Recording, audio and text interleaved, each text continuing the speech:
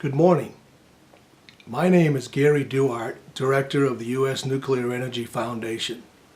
Our mission is to influence change in public opinion towards knowledgeable citizens about nuclear technology and waste repository issues. We would like to emphasize that things like this relative to science and that affect our energy sources worldwide are issues and really need to be separated from politics and media misrepresentation. We hope to do that with a series of seminars on the Yucca Educational Symposiums. Yes, seminars. During this day-long process, we held interviews with congressmen, representatives of the industry, and our local people. Our first interview is with Illinois Congressman Shimkus and myself. We hope you find these interviews interesting. Yeah, go ahead. Good morning, Congressman Shimkus. Gary Duart, the head of the U.S. Nuclear Energy Foundation here in Reno, Sparks, Nevada. We started our project about 2006 with an attitude of having an interest in both nuclear energy advocacy and discussions with people about the Yucca Mountain situation. So we just wanted to ask you a couple of questions about where Congress is in the Yucca process, having seen it delayed for some 30 years now because of the politics going back and forth. What do you think about that? Well, let me just first say that electricity generation is still going to be very important in this country, and most of us in Washington believe in a diversified fuel portfolio, which would mean an all the above strategy that talks about hydroelectric, nuclear, coal-based, natural gas is going to come online. So the fact that the nuclear fuel and the generation of electricity, especially with the carbon debate, is really going to be an important aspect of our portfolio, which then leads to the question is, what do you do with the spent nuclear fuel? Something that was to be addressed under the 82 law and the amendments of 87, which the utility section has paid fees into an account for the government then to identify a repository and then receive the spent fuel and place it into the repository. That is not moved as quickly as many of us would have hoped. Many of us thought that this process would be underway, but because of politics and confusion on the issue and the debate, it has been delayed. And I think that delay is harmful to ratepayers. I think it's harmful to energy diversity in this country. I think it's harmful to national security concerns. So we need to move forward, and I think we are moving forward slower than people had hoped, but the process is more positive than one would believe. The congressional environment is one thing, and I think that that people at the grassroots level, they really do need to be educated about these things. We need to concentrate on utilizing the concept of issues discussions versus political discussions, if you will. Do you think that educating people, getting them involved, trying to get them to be active in writing their congressional representatives and things like that would be helpful to the discussion of spent nuclear fuel in itself and nuclear advocacy overall? Yes, definitely. First of all, education so that the grassroots individuals really have a comfortable view, and then they can use that education through advocacy. the best thing to do is put people on a bus and get them out to the nuclear test site. And then they'll find out that once they get to the gate, they still have about 10 more miles to go before they get to Yucca Mountain. That is instructive enough. Then if you could get them to walk into the tunnel and see the operation, I think you'd have great conversion rates. But without that process, people have this opinion that one, it's unsafe to transport, where we transport it all over the country right now, and that it's going to be located right next to their home, their church, their synagogue, their school, which it definitely will not. I was one of those conversion rates back in 2006. I did tour the Yucca facility, and when I left, my impression was I actually looked into a room that had cases and cases of scientific analyses, and I was flabbergasted. Basically, I said to myself, this is the most scientifically analyzed rock on the planet. And with that, the feeling was that we are working diligently to satisfy the scientific and technical environment. I think some of the problem that the grassroots people have is that naturally they're living and working 24/7 to just keep up and survive within their environments. The potential that this program has for the economics of the state of Nevada is pretty inclusive. One of the people speaking at our symposium today is an expert from AREVA on the both two concepts of the Yucca Mountain environment. One is for a repository of spent nuclear fuel only, and the other is running it hand in hand with a repository, with a reprocessing. I think the grassroots public, when you discuss these things with them, they understand that they feel that the repository should be a part hand in hand, and it's been difficult for Congress to make that commitment, both economically. Do you think that those things could be moved by Congress into the private sector as private corporations and let that industry work out the details of those functions, but satisfy the technical specification of the Nuclear Regulatory Commission? I think that what the federal government, and I can't speak for everybody in the executive branch, but I'll take a shot at it. but I do know, absence of a repository, a reprocessing center will not emerge. There is great argument to say, as Yucca Mountain is designed, that it is designed as a repository, that you pull the spent nuclear fuel in and it can be retrieved. Now, why would you build such a facility unless there was a desire or a need to retrieve that? And why would you retrieve it unless sometime in the future a reprocessing capability would be available? So Yucca Mountain itself speaks to a commitment on reprocessing. Now the question is how you do it and who does it. Reprocessing today still is more costly than creating fuel and then using that fuel. So that could speak to a private-public partnership with the federal government. Again, but absence of a Yucca Mountain, you'll never see reprocessing. Correct. We understand that. In my own realm of looking at this thing, our initial interest is to educate the grassroots public so that they do understand that the repository has been designated by Congress, and we should honor that.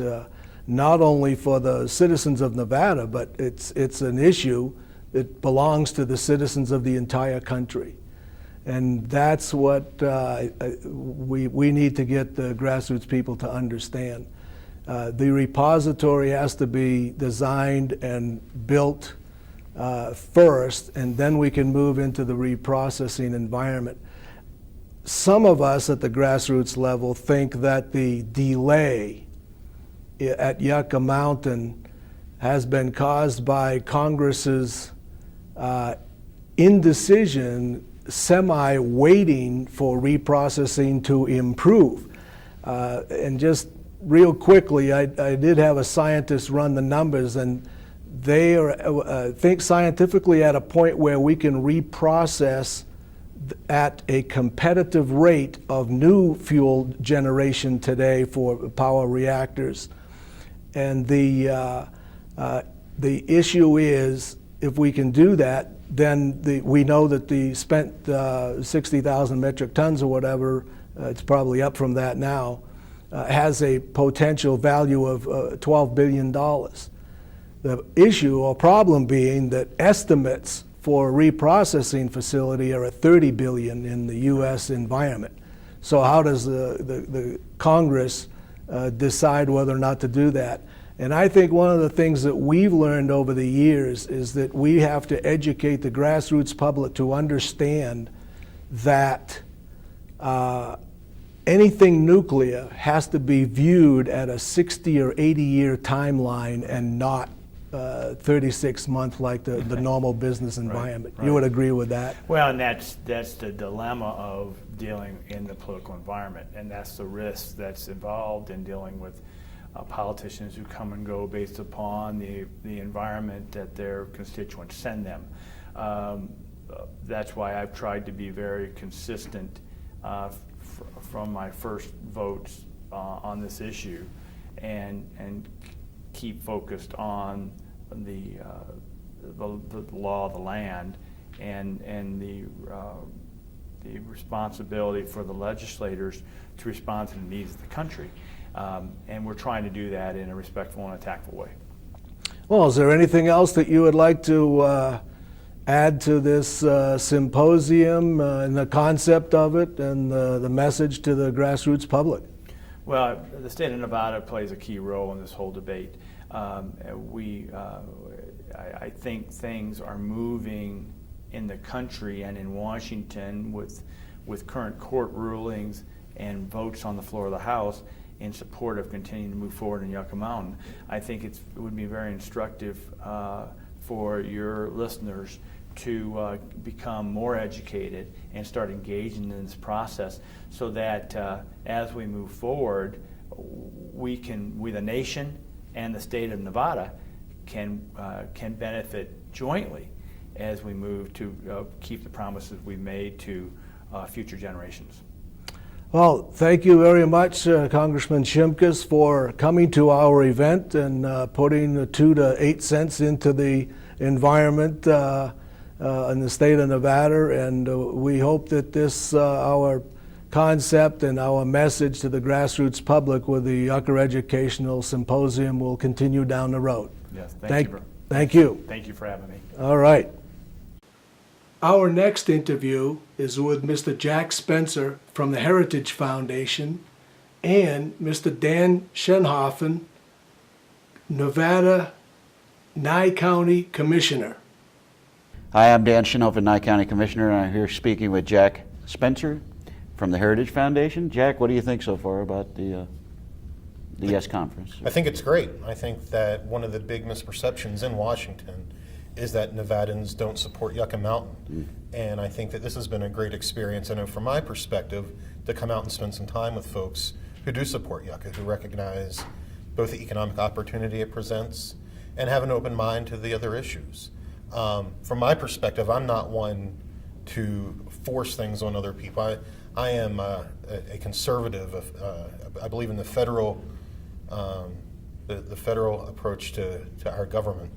And I don't think that Yucca should be shoved down Nevada's throat. But I do think that Nevada has a real opportunity here to negotiate with either the federal government, that wouldn't be my approach, or with industry, to really determine what the value of Yucca Mountain is. I mean, it's not for bureaucrats or a piece of legislation or politicians to determine that. And so long as they're trying to do it, they'll probably get it wrong. I think, though, that Nevada can negotiate, and we can figure out really what is the value there. Not that it should be to do it with that you're putting a price on health and safety. We have a Nuclear Regulatory Commission whose job is to determine the health and safety issues. But assuming the NRC says that it's scientifically and technically feasible, then I think we have a real interesting future here. I do too. I agree with that. But I think there's a little misconception with how much sovereignty the state of Nevada has when you read our state constitution, and how much we defer to the feds and federal authority.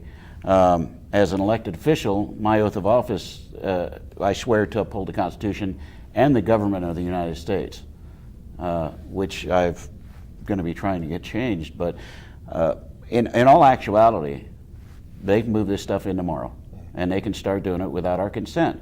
So I think our smartest thing is, first we have to see that it's safe and done safely, and that's the first job of any elected official, I believe. And then how can we mitigate that, and what can be what would be the benefits of it? So I agree with you that the federal government's not the answer for all this, and that it could be a good thing for private industry, and I think the state should have a big say. Also, the host county, being a commissioner from Nye County, I think we should have a seat at the table. But the state's stance on this for years has been this: they just don't want to talk about it. It doesn't exist. Harry says it's dead. And every time I hear him say that, I see the guy from Monty Python. You know, I'm not dead yet. I'm happy. We're not dead. It's still the law. So we're, you know, other than Harry Reid stepping aside, you know, I think our only option is your court cases. Well, the court cases have reaffirmed that Yucca's not dead. That much we know for sure. But look, the bottom line is, I think that so long as the leader of the Senate is opposed to Yucca, it's going to be difficult to get money through. But I got to tell you, I think so long as this is housed in the government, there's going to be problems. Maybe there aren't problems tomorrow, Right. But at some point down the road, there's going to be problems because you have a whole process, Right. not just to say, all right, we're going to do Yucca Mountain, but to get money flowing through the government, through the Congress, and to actually do these things. That's a lot. That's a lot of work. It's very inefficient. It's just not needed. And it all is based on political power eventually. One of our commissioners has that big issue with Yucca Mountain. Well, he's seen what he's seen of the science, thinks it's safe. He's afraid that you know, they open it and they operate it in 20 years, the next administration comes in and quits funding it. Yeah, so that is a concern for us too. Yeah, I think that's a real concern. Now, if you had a private approach, then you have the power of contracts. And a private party through the court system will be held liable for fulfilling the obligations under that contract. What we see with the federal government is contracts don't hold. You beat me to that. Law doesn't hold. Yes. So, you know, I have faith that the solutions are found in the private sector. You know, one thing I'd like to mention is, you know, when I talk to folks about this, there's some kind of belief that the government does nuclear operations better, that they're the ones who should just do this stuff. And that's not what history shows us. If you look across the spectrum of commercial nuclear activities, or across the spectrum of nuclear activities, those things that are housed in the private sector done commercially, those are the ones that are done safely. Those are the ones that are done cleanly. Those are the ones where you're not left with a big mess up or a big cleanup. Except, by the way, for the nuclear waste piece, because what the utilities do is they shut down the reactors, they leave the waste there, because the federal government's supposed to come get that. So, but everything that the private sector is responsible for, they do affordably, they do it safely, they do it cleanly. If you look at nuclear operations, what the government's been responsible for in the national security world, Now today they're done much better, but in the past, that's where you had all of the problems. Because the federal government doesn't have that, they're not connected to that liability, or they don't feel the pain of that liability, whereas the private sector does. Yeah. So I understand the thought process that people just think because we've been told this, that the government should do this. Yeah. But the fact is, the private sector can do it. That's where you'll find your innovation. And that's where, that's how we solve this problem over the long term. I think you're spot on there. I really do. There's one other thing I think I'd like to say is that, for years we've heard about the Screw Nevada bill. And it seems like Nevada's been screwing itself for years now because of that. I mean, they're so hurt over that this was the site. But it was the perfect mean site. There's 1,000 feet of rock above it, and then you have the material, and then you're going to have 1,000 feet of rock below it, the arid climate. Find me another place that's even close to as perfect as Yucca Mountain is. Mm-hmm. So if the political leaders in Nevada would stop whining about what happened then and look forward, I think we could finally get a solution. And a private solution would be great with us too, with private industry running it. Yeah. So, I mean, it's not for me as a non-Nevadan to make any judgments about what you just described in terms of the past. But I will just say that I think that there's a real opportunity here, a real economic opportunity, and one that is fairly low risk, frankly. I mean, the nuclear industry knows how to do nuclear operations, and it's not a waste dump. What you're looking at potentially is a nuclear technology center that can provide a service that's in very high demand, mm-hmm. and that'll be part of. That's what happens in a negotiation. That's how these things happen. Yeah, but without the state willing to talk about it, we'll never get there. It's used fuel. It should be reprocessed. We should reprocess this. It would be a great industry for Nevada instead of relying on gaming in the south and mining in the north. There's a whole new industry. We should be, since we've irradiated most of Nye County with tests, those areas, the Area 5 and all the test areas. So there's a great opportunity, mm-hmm. and I think we're missing out. Yep. So thank you. Thanks. Great. Our third interview is with Ms. Lisa Krasner, a candidate for the Nevada legislature, and Mr. Robert Edmonds of the AREVA company.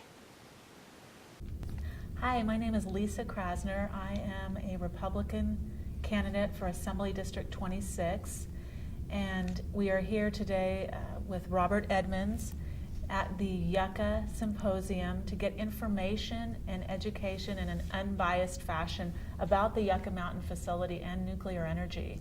So hi Robert, how are you? Hi Lisa. Robert, you are an engineer and have been involved with nuclear energy for many years. Can you tell us about your background? Okay. Yes, I actually have been involved in nuclear for the big 40 years. My first engagement was with Duke Power Company in North Carolina. And there I was involved in designing some of the systems for the reactor. I now live 2 miles away from that reactor, so I haven't moved far. And my experience with Duke was in designing and building nuclear reactors. Since then I've joined AREVA.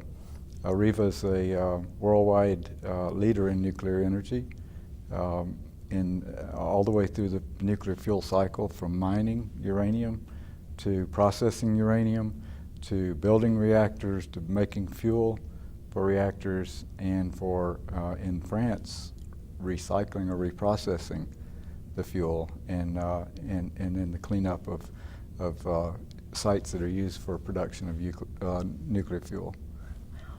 I've prepared a few questions, Okay. so if you don't mind. Because of a lack of information and education on nuclear waste, some people have concerns about the safety of just storing the nuclear waste itself in a facility not far from Las Vegas or Pahrump. Are there other options to storing the waste? There sure are. And let me just say that storage of the fuel in a facility like Yucca Mountain or any other deep geological repository is safe. It's currently being pursued by a number of countries around the world. And so that is probably the ultimate solution. However, there's an alternative, which is to reprocess the used fuel, to extract the elements of value, and then to take the elements that are really not of value and to dispose of those in a repository. And once the waste is reprocessed, what can be done with it? The reprocessing process actually pulls out the two very useful radioactive elements, uranium, plutonium, and those can then be put into nuclear fuel assemblies and reinserted into reactors and used again. And so that process is currently being done in France by my company. It's being done in England, in the UK, in Japan, in Russia, and a number of other countries are looking into it. So the reprocessing itself extracts valuable materials out of the used fuel, and in fact, once a fuel assembly is put into a reactor and operated for about 2 years on average, it still has about 95% of the energy in the original fuel, and it's pulled out because there's a buildup of undesirable elements, and so in order to continue to operate the reactor, they need to pull that fuel out and put new fuel in. But the fuel that they pull out still has a tremendous amount of energy. So in France, and particularly in AREVA, we actually reprocess that fuel. Can that reprocessed fuel be used to light our homes, light our streets? It sure is. It's used in, it's put back into the same reactors that it came out of in many cases. And it has all the same characteristics of the fuel that goes in initially. It's just been extracted, reprocessed, and reinserted. Would this be considered a cleaner source of fuel than, say, coal? Well, that's a very interesting discussion. Because all forms of energy have some side effects, and so coal, we know, has side effects of air pollution. Wind, for instance, has side effects of damaging some of the fowl, eagles and other raptors have been damaged in wind turbines. So I think every form of energy has its side effects. Nuclear is a form of energy that needs to be treated very carefully. It has a tremendous amount of energy in a very small space. That's what makes it so valuable. But the comparison between coal, gas, oil, solar, wind, or nuclear is one I think society has to make a judgment on. And most countries have decided that nuclear energy is a safe and effective and efficient way of making electricity. Okay, great. I have a couple other questions.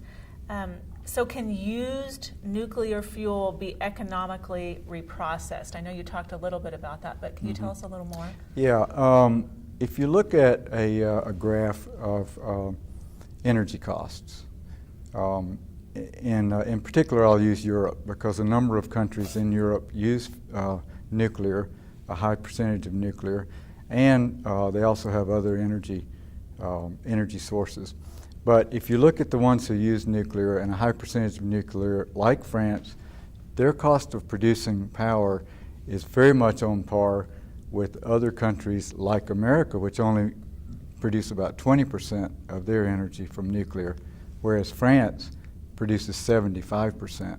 So they're very heavily dependent on nuclear, and their prices, their cost of producing energy is roughly the same as in the US, where we only use 20% of our energy comes from nuclear. France recycles, so the cost of recycling or reprocessing their fuel is factored into the price of electricity, and yet it's still on par with America. Let me see. Why does the United States not reprocess nuclear fuel then? I mean, it sounds like such a great idea. Why aren't we doing this? Well, it's a good question. In fact, we did in America. In fact, the technology was developed in the United States.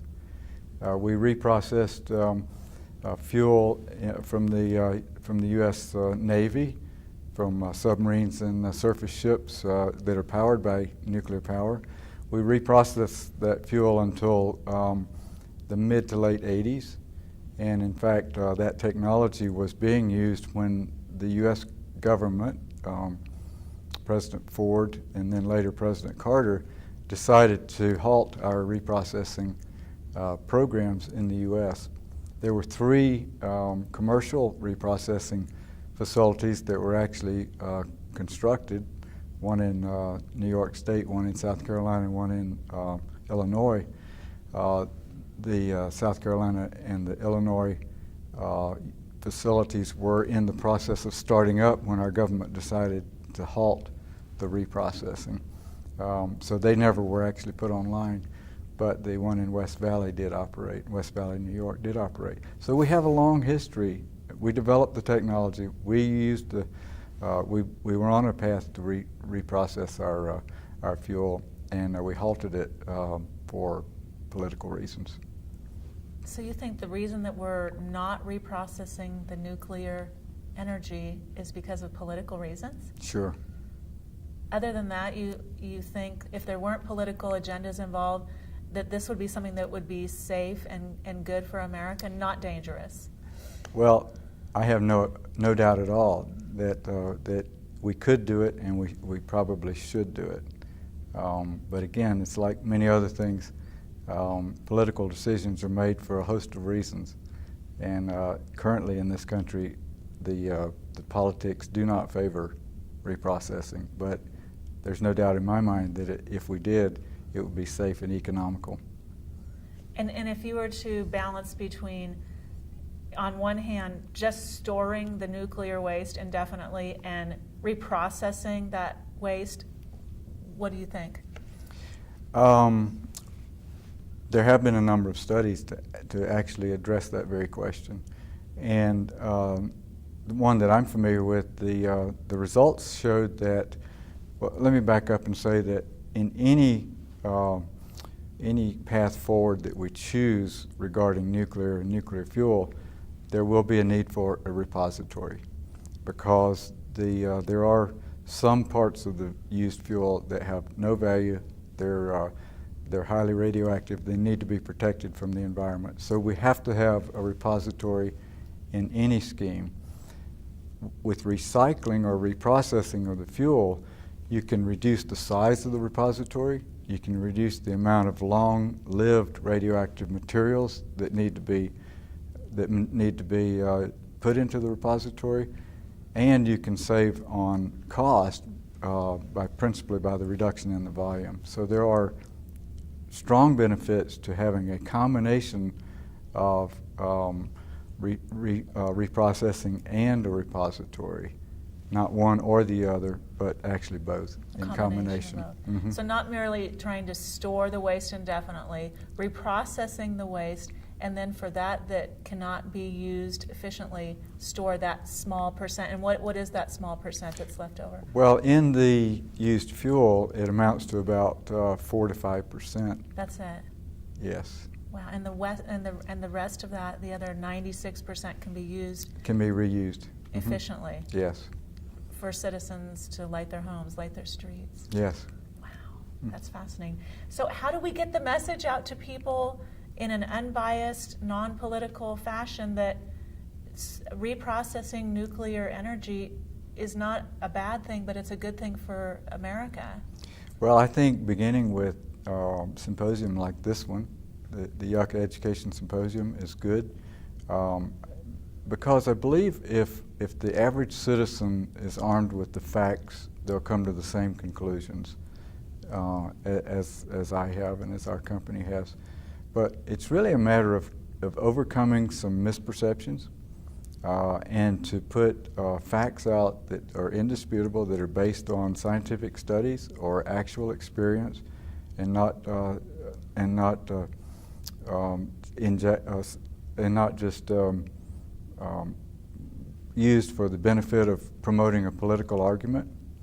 And once you do that, I think the people who are unbiased and don't have a preconceived bias will be persuaded by the facts. Well, people deserve to have unbiased, non-political information and facts so they can make a well-reasoned decision. So thank you so much. Oh, you're welcome, Lisa. It's a Thank pleasure. you. Mhm. Our fourth interview is with Mr. Tom Tabor and Mr. Bruce Marlow, also from the AREVA company. Hi, Hi. I'm Tom Tabor. Tom, Bruce Marlow with AREVA. Thank you very much for joining us today. Yeah, pleasure to meet you. It's been a great conversation for the last few hours, and I'm happy that we're able to sit here and discuss a few more things. Yeah, I'll look forward to it. Thank you. Okay. Hope and fear are the two greatest motivators going. Yeah. And everybody who is anti-nuclear is pulling from the fear side of things. So is there a way, instead of saying nuclear maybe, to say innovative energy or something else so we get rid of that immediate fear problem and then take that fear and turn it around so we can say nuclear or innovative or whatever energy that you wish. If we don't move to this, the fear is that we're going to really screw up our economy, things aren't going to work well, and the hope part of it is that we're able to achieve this change of idea to make this energy the energy, because quite frankly, it's the greenest energy we have going. Well, there's some interesting things about that. Of course, people fear what they don't understand. True. So it's easy, and understanding everything about everything is pretty impossible. So helping people understand is a key to the success of the energy. And there's several other things. As an example, even though nuclear energy is carbon-free in its operations, of course, the full cycle has a little bit of carbon because we mine uranium and we transport things on trucks that are, driven by fuel. But the fact is that there's a lot of different things that need to be understood so you can sort of eliminate the fear. I'm not sure you could change the name of it. It's a cat, and it'll always look like a cat, and that's what it has to be like. But if people could better understand it, and one of the things that would help drive it is, we have renewable energy. What's renewable? Well, it's classified as wind, solar, geothermal, small hydro. There's a set of rules for it. It's not about the carbon footprint. So, nuclear energy isn't being driven in America because it doesn't give you any renewable energy credits. It can give you carbon credits, but there's no carbon credits for it. So it's a carbon-free energy, base-loaded, but nobody really has a system for which you can take credit for it, so nobody really wants to promote it. Wasn't it Duke Energy that was just levied with a tremendous fine for killing 100 and some odd eagles with the windmills? Well, there's a lot of, what's really interesting about wind turbines is that they allow a certain amount of bird deaths per year for wind turbines, even especially birds. And yes, if you have more, it kills birds, it kills bats.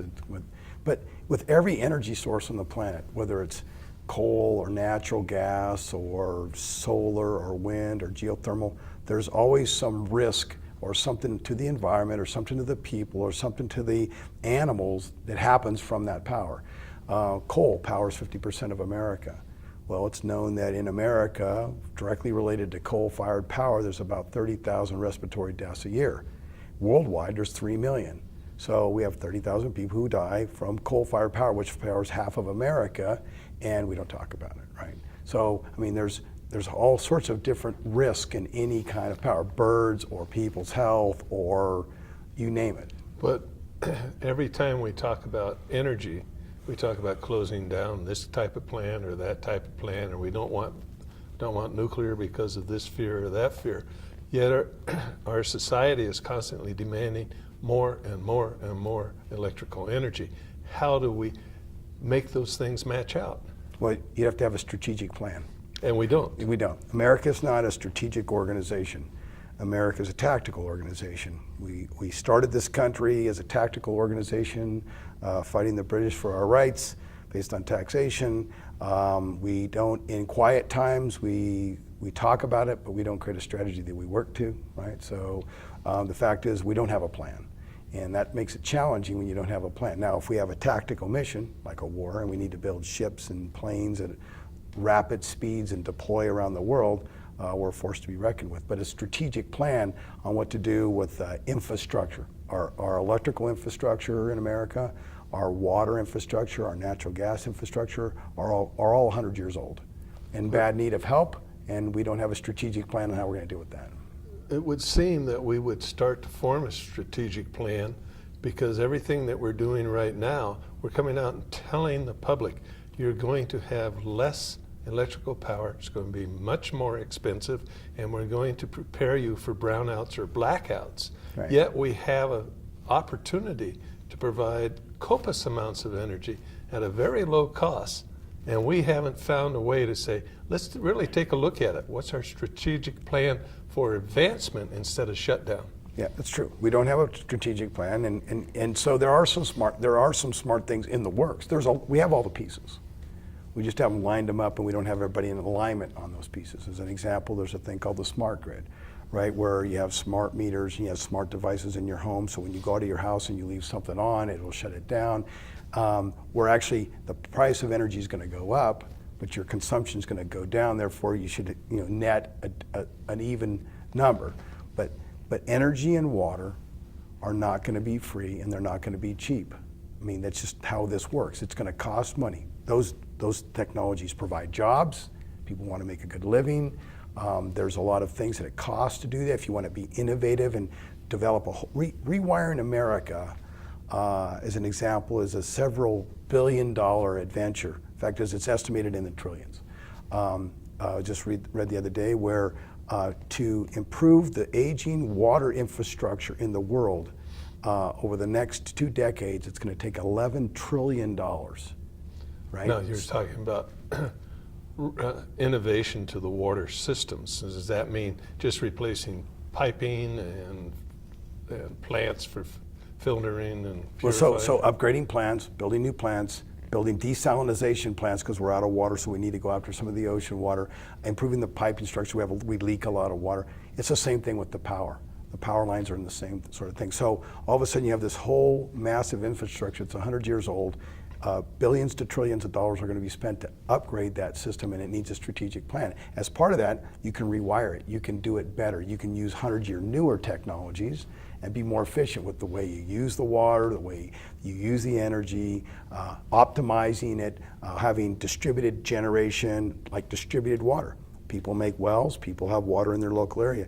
People have solar or wind in that local area. They're taking care of energy in their area. We don't have to run a 2,000-mile wire from a big giant power plant. So we can have and it takes the combination of everything. Yes, we need big base-loaded plants running all these things. The data sources for the internet are big energy hogs. They use a lot of energy. I mean, it can take one 1,500 by 1,600 megawatt power plant to run one data center. And there's lots of data centers where Google and Yahoo and Apple and all these people are plugged into, and we want more and more of those data centers, and we need a lot of energy to run them. So we have to have distributed generation. We have to have, so it's like a 401k portfolio. You have to have everything. My understanding on Apple and Google and so forth data centers is that they are requesting 3 sources of power for one, and we're shutting down power. So once again, I'm in this conundrum. And I also understand, because I was chairman for economic development at UNR for a couple of years. And one of the things that we've always said, economics is basically a trade-off. Right. Everything in economics, whether it be personal economics or national economics, it's a trade-off. You get to do this, but you give up this. So why are we not thinking in this area of saying we need to have more energy, not less? Your organization and what you're trying to put forth seems to me the positive side of things rather than the negative side, yet people look at it negatively. Well, it's an interesting challenge, balancing technology with what the demand is, right? What's the next big demand?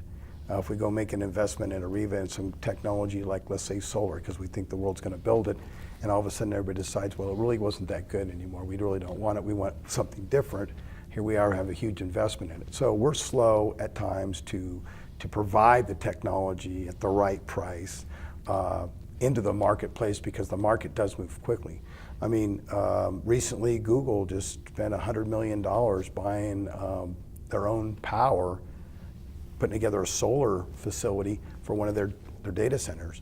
So the internet providers are actually going to just be their own, they're going to become power companies. So they've come up with photo or solar power and a tremendous battery system and a very expensive replacement policy, but they still need a backup.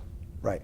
Yeah. So the plan is, like in California, where I reside, is solar and wind backed up by natural gas, because these plants can be cycled up and down, and they're sort of a natural gas battery. However, they produce carbon, and so that doesn't work very well. There's some advancing technologies out there looking at how you could use hydrogen, store it, use energy to split it out of water, electrolysis, and then run it back into the system when everything is down. However, nuclear power plants can also load follow. So if there was a big load of renewables and everybody wanted to use those first, and you needed to back it up with something, nuclear power plants can follow the load. They can be flexible in their operations. Several design plants can do that, and plants that aren't currently designed to do that can be modified to do that. And future plants can do that. And there's a big look going on right now in that area as to how to have them ramp up and down. And maybe in such a way where they're making, maybe they're water and energy producers. So here's a plant, it's making, now there's a big demand for water, so it's making lots of water. Hey, we need a bigger demand for energy, so now we ramp. So what happens is the plant can load follow both water and electricity by the design of the plant. My understanding is the newer plants don't consume as much water as the older plants. Is that true? Well, they depends on the size of the plant, of course. But yeah, we're 3 generations downstream, so more efficient. However, if you have a once-through system or a closed-loop system, depending on what you're using, depending on how much your water consumption will be. Ocean-driven power plants are just putting the water back in the ocean. They're not really consuming much in the way of water. However, one with a cooling tower is evaporating the water out. Well, the one with the ocean, with the corrosive salt water, they have to take extra precautions in circulating that water? Actually, they have condensers these days made out of titanium tubing that's very resistant to any kind of corrosion from salt water, and that, of course, is separated by the boundary of the tubes and the condensers, so it doesn't get in the primary side of the plant. Well, see, in discussing things with you, we're finally getting out to people some of the information that they need to get rid of that fear problem that everybody keeps dumping on them. Right, yeah, well, it's easy to be, I mean, you think about it now, the world's easy to be afraid. We live in a sort of a negative side of the program. It's always like, what's the greatest thing going on? It's like, what happened bad? Just look at the news, right? So the news will tell you, front page has got everything that went bad on it. You don't see a good flavored article in the front of the paper because people don't want to read that. So the world sort of lives on the sort of half glass empty side, and they live on the negative side. So it's easy enough to help people understand who are interested in learning. And you have to be able to get that out there and help them. And today, especially with the younger kids, there's a lot of media devices, social media devices, Twitter and Facebook and so forth, where you can really move a lot of good information. And of course, everybody has to be smart enough to have a filter on what's really going to be good information or not. And it's easy enough that the people who don't like anything will get out the data information first, right? It's in America, every day we have more than 1 billion cyber attacks. Is that right? Right. So right now, thousands are going on per minute as we protect ourselves from the next big virus, which is completely destroying the entire system for which we function on, which are computer systems and network systems. So, I have been told, so I don't have a lot of personal knowledge on this, that if Nevada were to become a repository or a reprocessing, that we could develop enough energy off the reprocessing to provide electrical power for the entire state plus some for export. Well, the state of Nevada is well positioned to build what I call clean energy parks, where you could You could have reprocessing, which is a lot of, you'd have the fuel here. You could certainly have a power plant right next door that you could ultimately end up putting the fuel into. And California would happily pay a lot of money for that carbon-free energy to be shipped there, and I'm sure so would Arizona and other states. But the 8th largest economy on the planet is right next door, shares a border, and they're hungry for power from out of the state because we have a law in California that says, hey, you cannot import coal-fired power to this state after 2020. 18% of our energy comes from coal from out of state. We got to replace that with something. If you want to build wind, you want to build solar, you want to build carbon-free nuclear plant, because that's not on the list, the state of California will buy all you can make. And so you have a good market. Or you want to have squirrels running wheels. You could, Whatever it is, there's an outlet for it right next door, because California is the bread basket of America. 70% of the fruits and vegetables. And so I'm not saying that Nevadans like Californians necessarily. I'm not sure why, but I can understand. But the simple fact is you have a big market and a place to do it, and there's a lot of synergy with being able to do that. And this state taking on, it's not, this whole thing of storing fuel is not a technology issue at all. You can see the videos, you can see the this is not even like operating in a power plant, right? This is a stored container that's, it doesn't just blow up, it doesn't just leak. It's, and if you had a challenge with the container, you could always build another container and transfer the fuel to another container. It's a great piece of business. It's like storage, right? It's like a mini storage. Having a big giant mini storage, you get a lot of money from it.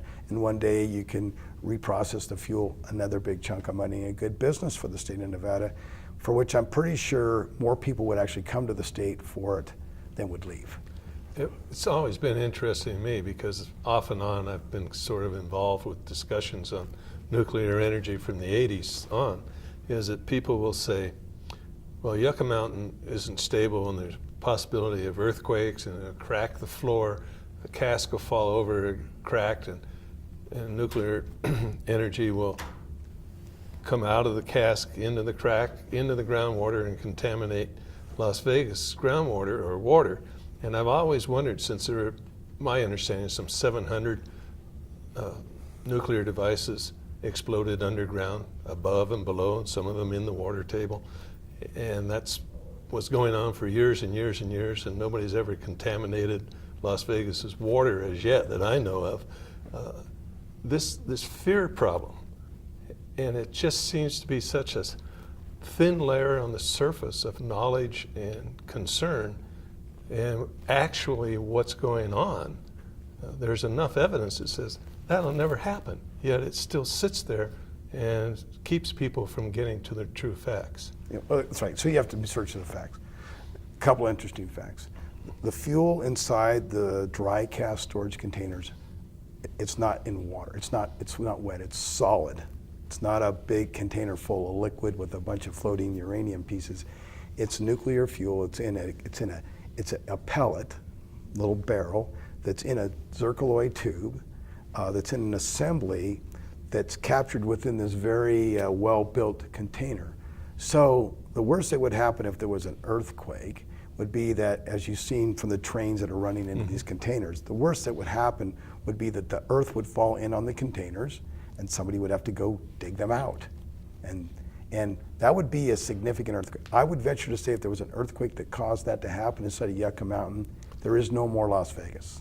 So are we going to really be worried about that, or are we going to be really worried about the 1 million people that just died that are visiting and working in Las Vegas, and the destruction of an entire town, and the things that are in the ground are buried and safe, captured in those containers, and they're not going anywhere anytime soon? You got plenty of time to go deal with them. So you'd be a better position if you're a security guard at Yucca. Yes, yeah, because nothing's going to fall on you. If you're in the 30th floor of a building and partying in Las Vegas, you're going to be challenged. I mean, think about the kind of earthquake that would have to be. That's horrendous. Yeah. I mean, the Western United States there would be devastation everywhere. So, I mean, look at the logic behind. And I'm not a geologist. I do live in California. I know what an earthquake looks like. And feels like. Yeah, it would probably be an earthquake larger than the earthquake that happened that caused the challenges at Fukushima, and that was a huge, huge earthquake. I mean, it moved the country 8 feet.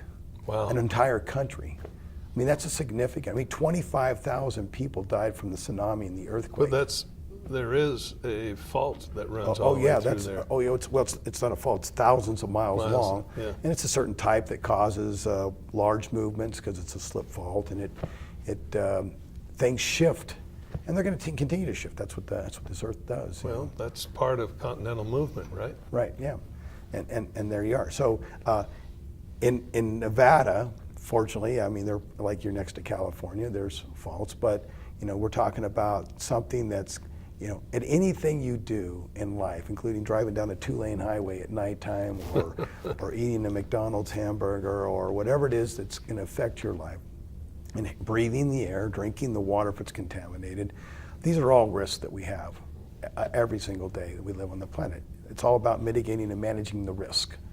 And to do that, you have to understand.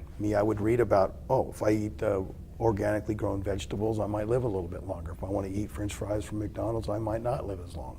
Well, okay, I decide I really don't care how long I live, so it doesn't matter, and I make that decision, right? People in Nevada can make that decision on what they want to do once they really have all the facts.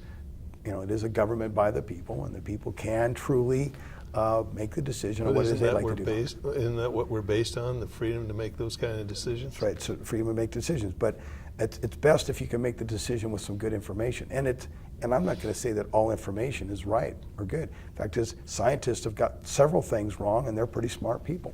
But they keep learning because they get more data and information. And most scientists I know who have been going down a path and decide that it's not correct will stand up and say, I've gone down this path and it's not working. I talk with my colleagues and I think there's a better way to do it. Yeah, of course. And it's because you get more data and information. It continually happens. They say, well, fusion's never going to happen. That can't happen. We don't have wings. We're never going to fly. That's right. It's blasphemy, right? We'll never go past the sound barrier. We'll never get to the moon. We'll never get to the moon. It's all ridiculous, right? So you can always come up with a reason why you can't do something. I always ask the question, how can we do something? Well, the can'ts are very easy. The how do we get there takes a lot more effort and thought. Right, that's true. So start off with a conversation about why people don't like something, learn and understand what their fears are, and then craft up a plan to help them understand the facts as they really are known. The CEO of our company in America at one time was Jacques Besnanu, and Jacques was a great guy. And we had the chance at one time during a conference event to do some snow skiing. And we were with his daughter and my wife, and there was a gondola that held 8 people, and we're 4. So every time we'd get in the gondola, there'd be 4 extra seats in the gondola. And I said, Jacques, this is a 9.5-minute trip, and every time we get in this cart, in less than the time it takes to get to the top of this mountain, I will take the 4 people in that cart that probably are likely against nuclear energy, and by the time I get to the top, they're going to like nuclear energy. He says, there's no way you can do that. I said, I can do that in less than a trip. And all day long, that's what I did. That's what I did. And without fail, every time when I got to the top, and it was within the first minute and a half, I would find out what it is that they didn't like, and then I started addressing what those were by asking questions. And by the time I asked enough questions, and then they asked me questions and we got answers, people would get off and go, we need to build more nuclear power plants. So what were some of the problems that people had originally with nuclear energy? Well, first off, amazingly enough, half the people believe that nuclear power plants, that actually believe we actually had them. Well, I'll even back it up a little bit. Some people said, well, we don't have any nuclear power plants in America. Okay, there you go. And then some would say, well, I just think we need to get rid of all those bomb factories. I said, excuse me, what do you mean? Well, all those nuclear bomb factories, thinking that the nuclear power plants to make electricity. And I said, well, these actually make electricity. They want to make sure lights go on. Oh, is that how they work? Well, explain to me more. And I explained, well, here's how it works. Or somebody say, yeah, well, there's all that waste. and then it goes into the oceans, and every day they're pumping. I see the plume. There's like these, all that radioactive waste going into the air, and they say, well, actually that's steam. There's a closed cycle. Oh, yeah, it stays in a closed cycle, and it's got a big vessel, and and it's controlled by people that are highly trained. And so there was always a cache of things. Mostly just a huge lack of understanding about what it really was. I mean, I would say at least 20% of the people believe there were actually no nuclear power plants in America because Jane Fonda shut them down. Okay. Okay, so that one was pretty So easy. now we call her Nuclear Jane too. Right, so it's really not that complicated once you understand what the fears are, or just understand what it is. In most cases, people may not be against it, but in most cases, people are against anything that they don't understand or know, right? Or they've gotten a little bit of information from their neighbor who read it in the paper, who got it from somewhere else. So, and of course the internet allows you to go really do a lot of good research work. I encourage people to go out on the internet and go look and read the pros and the cons and take a look at the real data. I mean, you have thousands of workers, including me, that have worked in nuclear power plants for the last 50 years. 59 years old, I have 3 healthy kids, and I've been exposed to a lot of radiation. More radiation than anybody in Nevada would ever get in Las Vegas or anywhere else from what's going on there. You'd never be able to get it in hundreds of lifetimes of all those people. You get more from a banana and sleeping next to your mate than you would ever get from those places. So is it bad? Well, you'd have to understand just how bad it might be, right? Probably a lot less dangerous than a McDonald's fry. You had people in an enclosed area, and you started to communicate with them, and they were open to communication. They're trapped for 9.5 minutes. So how do we get people who have to make a decision to go someplace to hear this information, as whether it's town hall meetings or whatever, how do we get people engaged enough to have them actually leave their house and go someplace on a Wednesday night at 6 o'clock? Well, that's interesting. Word of mouth is the best way, of course, right? You create a momentum. It starts always with a small thing. A good friend of mine is Dr. Patrick Moore. He's a co-founder of Greenpeace, which is a very huge organization today, Yes. right? It started in the basement of a church in Vancouver with about 8 people, and he was one of them.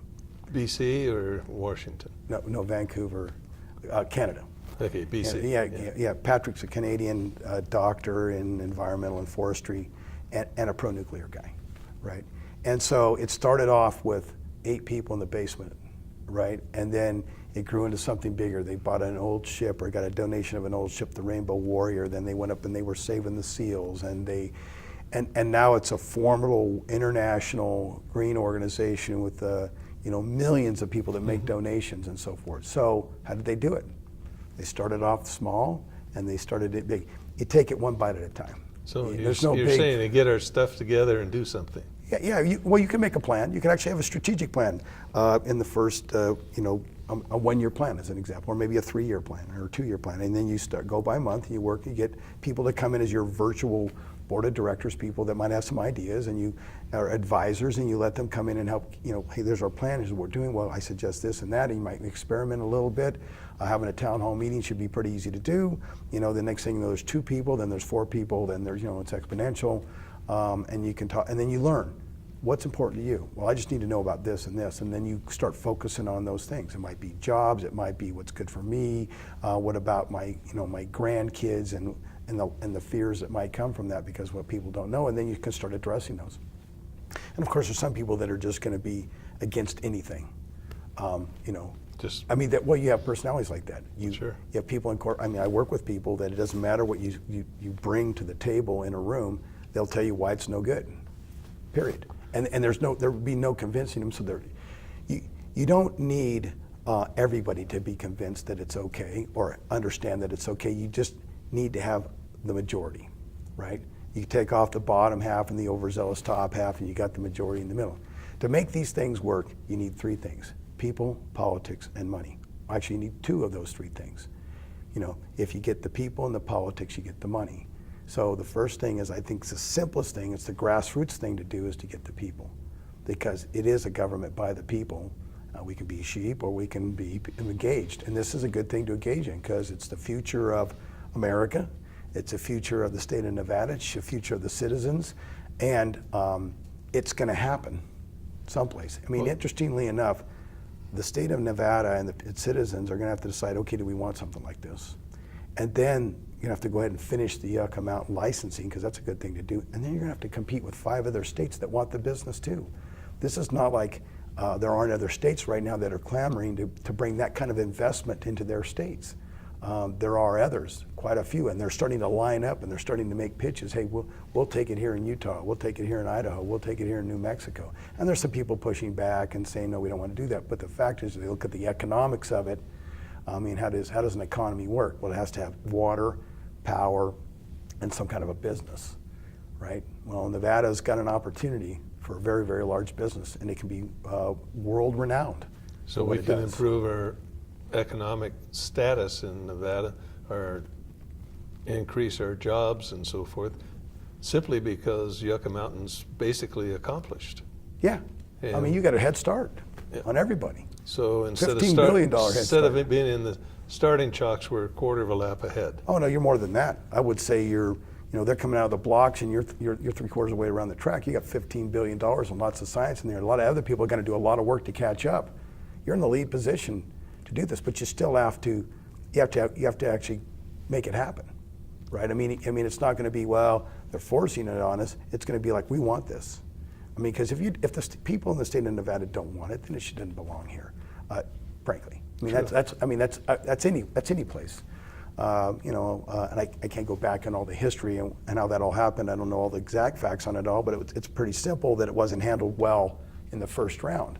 But there's lessons that have been learned, and you can take those lessons because it's insanity if you do the same thing over and over expecting a different result. So here's the case where you have an opportunity to actually go take what you've learned and turn it into something that actually works, that's what's decided. That line from Einstein sometimes exceeds his EMC or MC squared. It's a beautiful line, and it's so true, because, I mean, it's like, okay, I didn't get in that way, I'll get in that way. Well, there's always a back door, there's a side door, there's all kinds of, like one of the flight instructors I had who was teaching me some different ways to fly a plane and didn't quite like the way I was flying the plane, said, hey, look, there's more than one way to skin a cat. Yeah. I'm like, okay, well, how would you like it?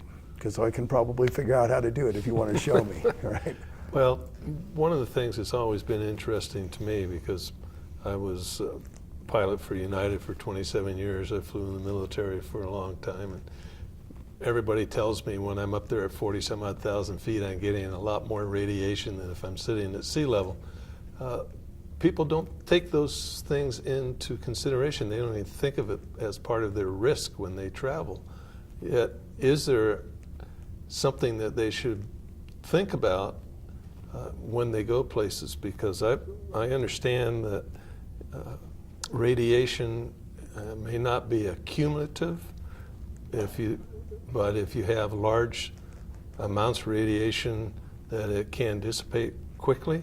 But if you have large amounts for a long time, that it could be detrimental. So I don't understand all that side. Well, yeah, so now we're getting into Radiation 101, and that may be one of your sessions of a town hall meeting, is to simply discuss the effects of radiation and where does it come from and how does it work. There's a lot of great data out there on it, and we could spend a whole session just discussing 45 minutes and we wouldn't yeah, get no, there. but it's better to have some actual data, some charts. But to make it very simple, your potassium is radioactive. Right. You have potassium in your body. Therefore, you are radioactive. And when I'm next to you, you're radiating me and you're radiating yourself. Bananas are radioactive because they have potassium. And that's just a short story on it. The ground, the earth is radioactive. There's radioactive gases called radon. We live in a radioactive environment. There's a place in Africa where they were mining for uranium, and they found sort of a melted area. Really? And in the earth, actually, fission happened naturally over a long period of time and then finally burned itself out. So fission reactions actually happen within the earth naturally. Wow. Right? And of course, the sun is radioactive. And so, I mean, we live in radiation.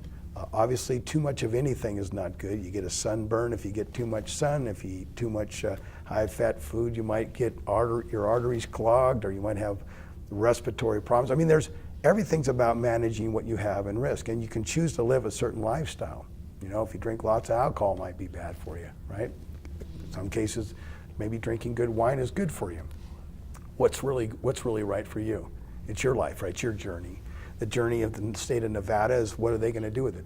I mean, there's Silicon Valley in California, but what if technology came to Nevada and you created the most high-tech way of dealing with used fuel on the planet, and the whole entire world wants to spend money with you? I mean, there's 450 operating nuclear power plants today, and there's 60 under construction. 4 of them are in America, right? And the Chinese have 15 in operation today, and in the next 20 years, they're going to have 200. Wow. Right? So, I mean, there's a big market for really advanced things to happen, and maybe the state of Nevada, like Silicon Valley is in San Jose area, maybe Nevada's the place for this technology to advance in many ways that the world doesn't even know. So, not just a national strategic plan, but maybe Nevada ought to look at a Nevada strategic plan for power generation to the world's 8th largest economy. Oh yeah. Well, and certainly if you said, okay, we have all these national labs that are doing all this work, well, the national labs don't commercialize anything. So you connect with all the national labs, you're working with them, you're showing that Nevada's a friendly state for their technologies, and you're working with private companies like AREVA and others maybe that want to make investment in investing in technologies that somebody will buy one day, because we're a technology company and that's our business, is to sell and service technology. And there's lots of others, Westinghouse and General Electric and other companies. And then maybe the state of Nevada becomes the mecca for all this advanced technology wrapped around dealing with how to manage the back end of the fuel cycle, which is what to do with the uranium, how to reuse it, how to make it work, how to make it a very safe and usable thing for the next generation. Because our generation, we have younger kids coming up through the program. These guys are going to need to get involved, right?